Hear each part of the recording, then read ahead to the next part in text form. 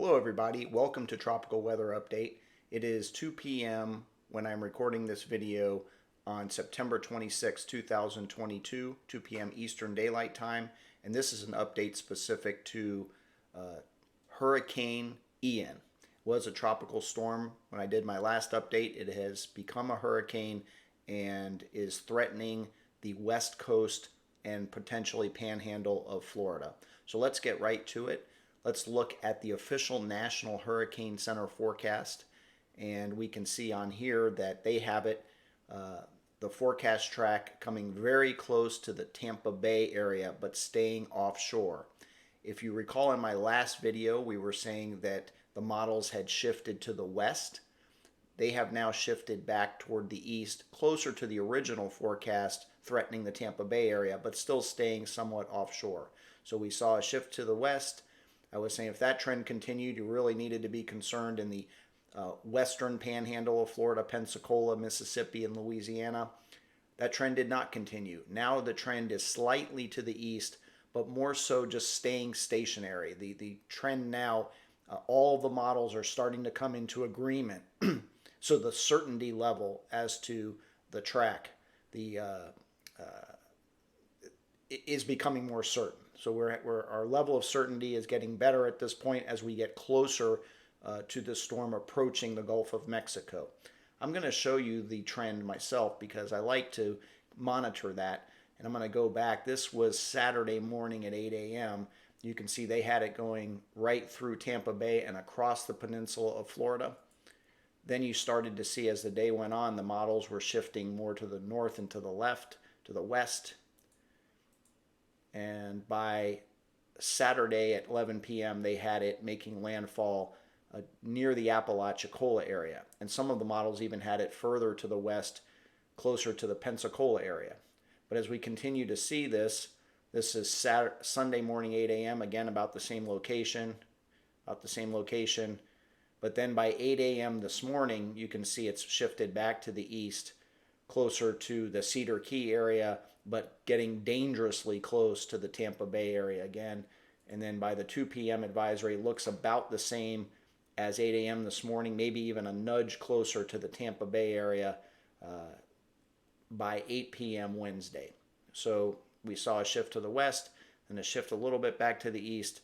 I think at this point, we can be fairly certain that the storm, and let's go back to the actual map from the National Hurricane Center right now, that anywhere from, let's say, Apalachicola, Panama City area, all the way down to Fort Myers that I've drawn here is within the cone, as you can see, and within the threat area where landfall could occur, or at least the eye come very close to the coastline where the storm surge and wind is as bad as if the center actually crossed over, because we'll be on the right forward or northeastern quadrant of the storm, which is usually one of the strongest parts of the storm, spawns tornadoes. So whether it makes landfall or not directly, the center should be close enough to the coastline so that wherever it does reach its closest point to the Florida coastline are going to have significant hurricane damage due to possible storm surge, as well as hurricane force winds and flooding from rain. But this is really now, I think in my last video I said if you're as far west as Houston, Texas, you should keep an eye on the storm. I think you're in the clear now. I think this whole area right here from Alabama, Mississippi, Louisiana, and Texas is now almost certainly in the clear from the storm and should not even worry about it at all. I mean, I don't want to tell you not to watch the weather, but I think you are now in the clear. The models, all of the models are in consensus that this storm is going to hit somewhere in this area. And so even South Florida, the Palm Beach County, Broward County, Dade County area is probably can breathe some sigh of relief now, as well as everyone in Alabama, Mississippi, Louisiana, and Texas. The focus of this storm now is going to be the Gulf Coast of Florida, probably somewhere between Apalachicola and Fort Myers, likely very, very close to the Tampa Bay area, the Cedar Key area, and the Big Bend area of Florida is really now the threat for this storm. So let me clear this out right now. As you can see on this map, there are hurricane warnings in effect for the western edge of Cuba. as well as the Grand Cayman Island, as the storm will come fairly close to Grand Cayman. It is strengthening currently. It has maximum winds of 85 miles an hour, and it's moving to the north-northwest at 13 miles an hour. If you're tracking it, it's at latitude 19.7 north, longitude 83.0 west. They forecast the storm will become a major hurricane soon and into the Gulf of Mexico all the way up, and let me again, to about here. Once the storm goes north of about this line, vertical shear as well as colder, drier air is going to be drawn into the system from this area, and I'm going to show you that on an actual model of the cold, dry air. And vertical shear means there will be different wind directions at different levels of the atmosphere, which kind of tear the storm apart. And so they even have it as a tropical storm by 8 a.m. Friday when it makes an official landfall. That's the prediction, somewhere in the Big Bend area. So that's, once it reaches this line, they are expecting pretty rapid weakening of the storm. But in this area, they're expecting it to be very strong, potentially a Category 3 or 4 hurricane. I think Category 5 now is out of the picture, and I'm going to show you that as well. Let's go ahead and do that. Let's look at the intensity models here.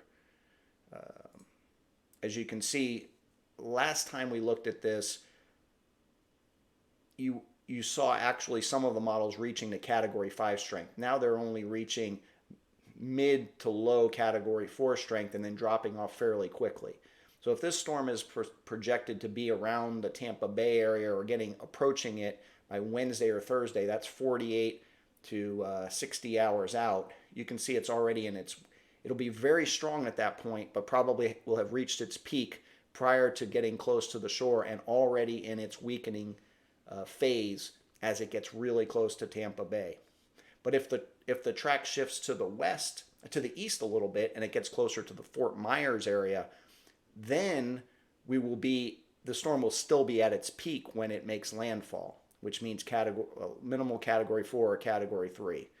So we kind of hope that this storm stays a little bit on the western edge of its track, keeps it offshore, which is great, of course, but also then makes it so that when it does make landfall in Florida, it will be much, much weaker. If it makes landfall further to the south, the conditions will remain favorable for it to be strong. So if this track shifts more to the east, which it's been doing, so if you're in the Fort Myers area, you're in pretty insignificant danger because this storm will be a very intense hurricane. It will then weaken a little bit by the time it gets to the Tampa Bay area, and then will further weaken rapidly is the forecast as it continues to move north. Well, let's look at some of the tracks. Well, first let's look at a satellite image of it.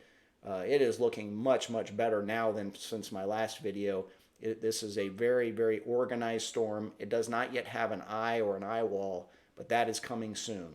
And it's moving to the north-northwest. So let me show you here on a map. You can see the movement here. It's going to cross right here on this western edge of Cuba, which is not quite as mountainous as the central portion of Cuba. So it should not cause too much weakening at this point in time. Obviously, it won't develop while it's over the western part of Cuba, but the atmospheric conditions will be very favorable, so we doubt there will be any weakening because of the interaction with Cuba, and the intensification will then proceed once it exits the northern coast of Cuba and enters the warm waters of the Gulf of Mexico, where all the atmospheric conditions remain favorable for rapid strengthening. But it looks already pretty good on a satellite image. Nice outflow all around the system. Nothing should impede this storm from further intensification over the next 24 to 48 hours. Like I said, let's again look at it on a map. It is going to intensify until it reaches, this area of the Gulf up here. North of here, it should weaken. So that is the hope. And the further it stays offshore, I'll show you again, if it makes a track like this, we're in better shape because then it will weaken before the center comes close enough to the coastline to cause any significant wind damage. But if it takes a more easterly track, it will be a very strong hurricane around here, and that's, this is the Fort Myers area. We don't expect any weakening until it reaches a little bit north of the Fort Myers and closer to the Tampa area. And then once it goes north of there, we expect significant weakening of this storm. So it's all about the timing and whether it goes to the west or to the east within the cone that is shown on the hurricane forecast map. Let's just read directly from the National Hurricane Center's discussion as to the movement of this storm, and I highlighted it here. It says Ian continues to move north westward at 325 degrees 11 knots. Turn toward the north-northwest and north is expected during the next day or so as the hurricane moves around the western extent of a mid-level ridge. Then an upper-level trough over the eastern United States should cause Ian to turn more to the north-northeast through Thursday, which then pushes it toward Florida. That's how we know that Louisiana, Mississippi, and Alabama are basically out of the woods at this point. This track brings the center of Ian close to the west central Gulf Coast of Florida during the middle of the week. An even greater concern is the slower forward motion that is forecast during this period as the upper trough passes north and east of Ian and the steering currents weaken. This would likely prolong the storm surge, wind, and rainfall impacts along the affected portions of the west coast of Florida, although the roughly shore parallel track still makes it difficult to pinpoint exactly what locations will experience the most severe impacts. It's too early to tell is basically what they're saying. The track guidance has come into better agreement during the first 72 hours of the forecast period, and only a minor eastward adjustment was made to the National Hurricane Center track forecast in line with the multi-model consensus aids. So all of the models now are coming into more agreement, which is good because it increases the reliability of the forecast track. So I think the confidence level in the National Hurricane Forecast track now is much greater than it was when I did my last video 2 days ago. Let's now actually look at some of those models, the spaghetti models as they call them.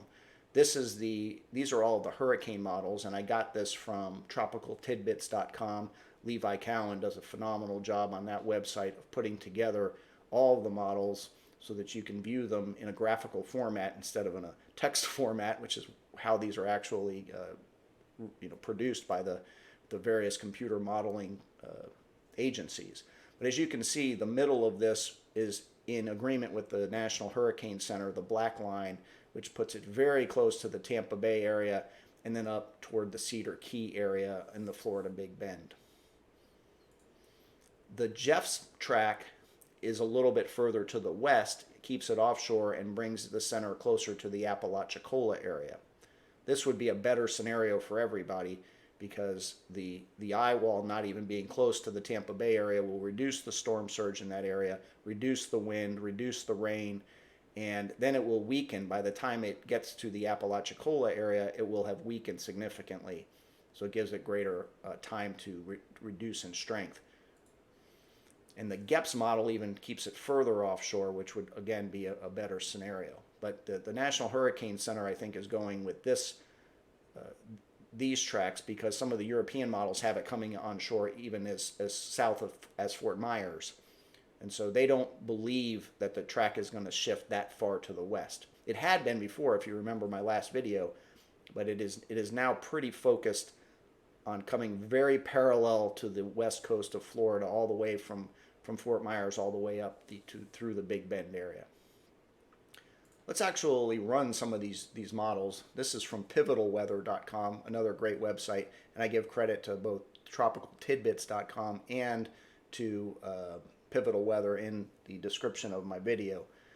These are great websites for models, and let's go through now. This is the GFS model. You can see it crosses the western edge of Cuba.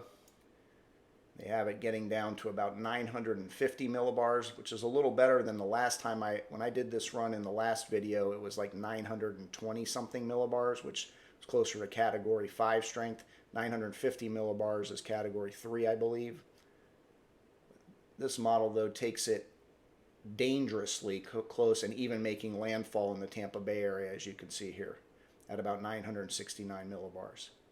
This would be Thursday at 18Z. So, about close to midday on Thursday is when they haven't actually making landfall. And then shifting back to the east a little bit, and into Georgia. Let's look at the NAM model. North American model, I think, is what that acronym is for. The North American model has it going a little bit further to the west in Cuba, and then has it coming a little south of the Tampa Bay area. So the Sarasota area is where it's showing a landfall, but a weaker storm on the North American model. Now let's look at the Hrw model. They have it also coming in south of the Tampa Bay area. So if you're in Fort Myers, Sarasota, even Naples, you should continue to monitor the progress of the storm. You are not in the clear as of yet, because the models have been shifting back further to the east. And if they continue to although they've kind of stopped trending, if they continue at all, any shift to the east is very bad news for the west coast, the southwest coast of Florida.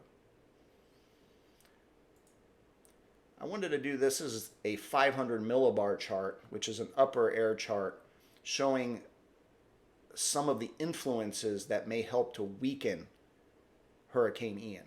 So we're starting right now, and you can see the center of the storm south of Cuba.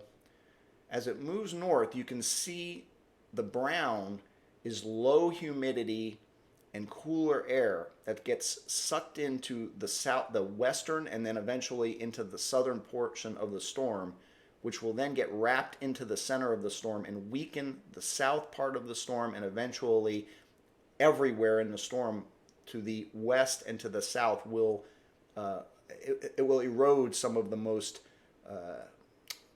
the significant weather. So if you see it, it starts to get sucked in all the way. Like if you see there, I'm going to do a little. You see this here, this is all dry, cool air that's getting sucked into the center of the storm. So when the storm center is near Tampa, we're already going to see the influence from this cooler, drier air coming from Texas and the Midwest as it moves into the storm.